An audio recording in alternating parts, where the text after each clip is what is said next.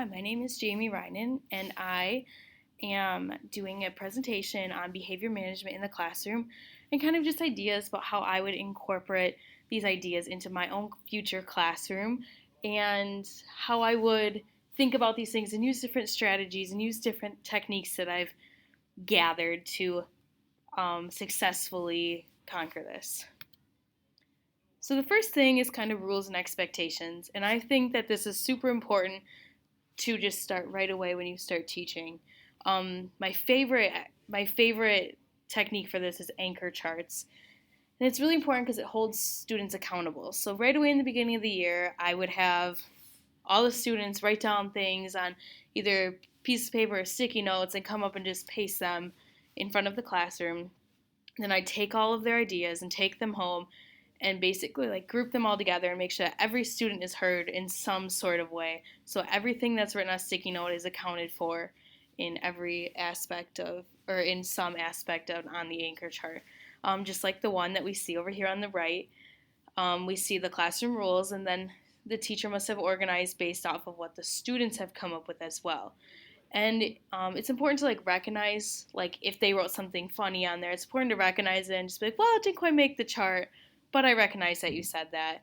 And it's very democratic. So it's very like everyone gets their voice heard, everyone gets a say in something. And it's just a very, very nice way to do this. And you'll notice that all the names are signed at the bottom. And I think this is important too because if a student is misbehaving or not following the expectations of the classroom, you can say, okay, students, hey, I heard you, not respecting your neighbor. Why don't you go up to the anchor chart, write down which one you're not following, write how you can improve in the future, sign it and hand it back to me. And that way it holds them accountable, but also like they wrote the rules. So that's on them if they're not following them because they first of all wrote them and then they signed them, which is something that we need to talk about in classrooms as like an expectation and honoring yourself and stuff like that. The next technique I would use is scaffolding. And that's the I do, and then we do it together, and then you do it. And I think this is important because when you're doing any kind of activity, you need to demonstrate how you want it done. So if you want it done a certain way, you'd say, like, this is how group work sounds, or this is how individual work looks. And this is how we're going to do this when we go into our groups. What does reading look like? How do we see that group work is being accomplished? And you show them, our voices should be on a level 2 and we need to make sure that that's heard throughout the classroom and just very clear expectations throughout the classroom. And then another point that is very, very essential to classrooms is establishing that there's a difference between fairness and equality. And fairness is just like noticing that every student's different and then establishing that in every different kind of way that fairness is what every student needs and just not what they want. So, and not giving every student the same thing. Like every student needs a little bit different something to be successful in the classroom. Not every student needs one-on-one help, but some students need one-on-one help. And that if we gave that to every student, that every student would have a fair chance to succeed. The next point I want to bring up is about rewards and reinforcement. This is super exciting to me because it adds excitement and interest in the classroom. We also want to recognize the favorable behaviors, but not solely focus on the negative behaviors. If we're always saying, don't run, don't do this, write your name down, just like always like super demanding and negative about things, the students really aren't engaged. So if we say, I noticed that you didn't finish your homework, but I really, really like the start that you had on it. If we could just plug that through the whole time, our homework would be great. And we're just going to focus and make it more positive and just always bring in that positivity and not focus just solely on the negative because that just brings everyone down. Next, we're going to use rewards wisely. And this is super important because we don't really want the students to just be learning because there's a prize at the end. We want them to be learning because it's successful and it rewards them in other ways besides having like a tangible reward for their actions. Clear expectations and behaviors. It's completely on the teacher. And the teacher should definitely know that if we don't have clear expectations on behaviors, then rewards can't always be possible because they don't know what they have to do to achieve that reward, which is super important.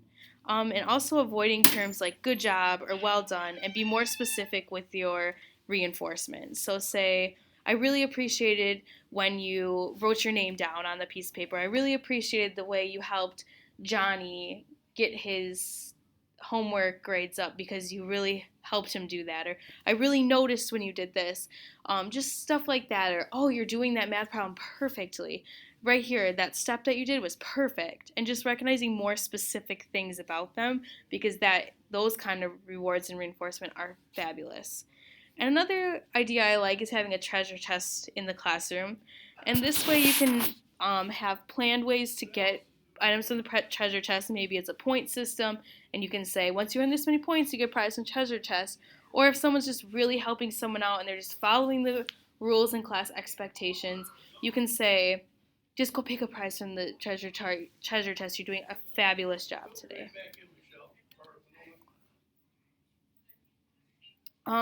Something that I think that a lot of teachers and other educators struggle with is discipline and misbehavior. And I know that this will be one of the things that is very, very hard for me to overcome, is learning how to successfully discipline misbehaviors within the classroom.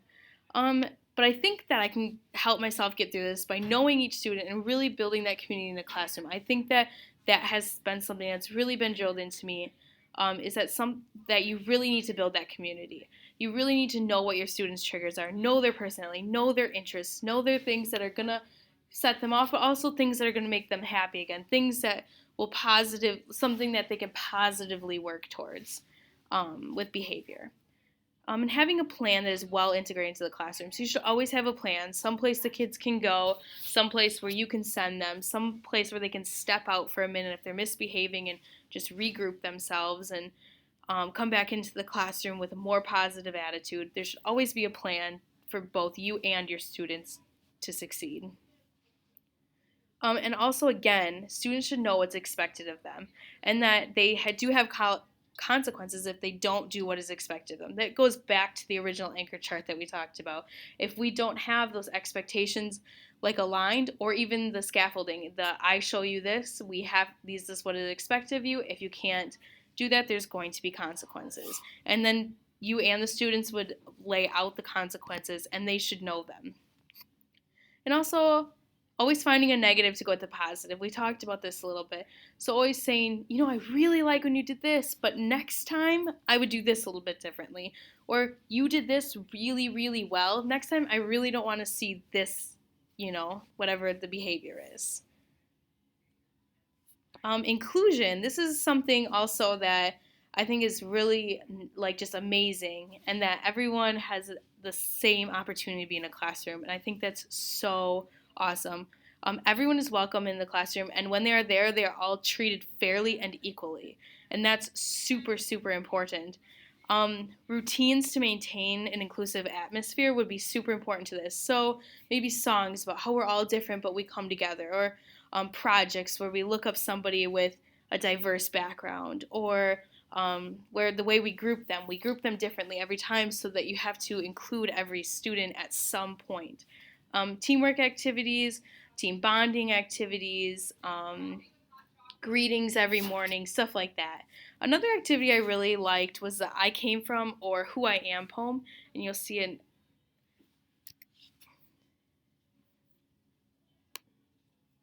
example of that on the right hand side here.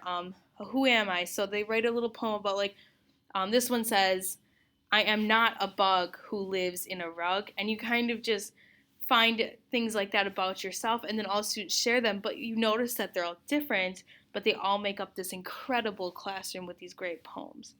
And another activity I found was culture symbols. So you have students bring in something that represents who they are, like an item that they have that represents maybe where they came from, who they are, something like what their home style is like, and that's super cool in the end. And then we also recognize that differences are welcomed, which is so crazy. Like, we love differences in the classroom. Not only do we recognize that we have differences, but we welcome them. We welcome, like, that people come from different backgrounds and people have different aspects and different perspectives on things, and we want to hear those things in our classroom, and we strive to accept those things. And we avoid comparing students to each other academically. That makes students inclusive because you focus on yourself, but you're also including everybody.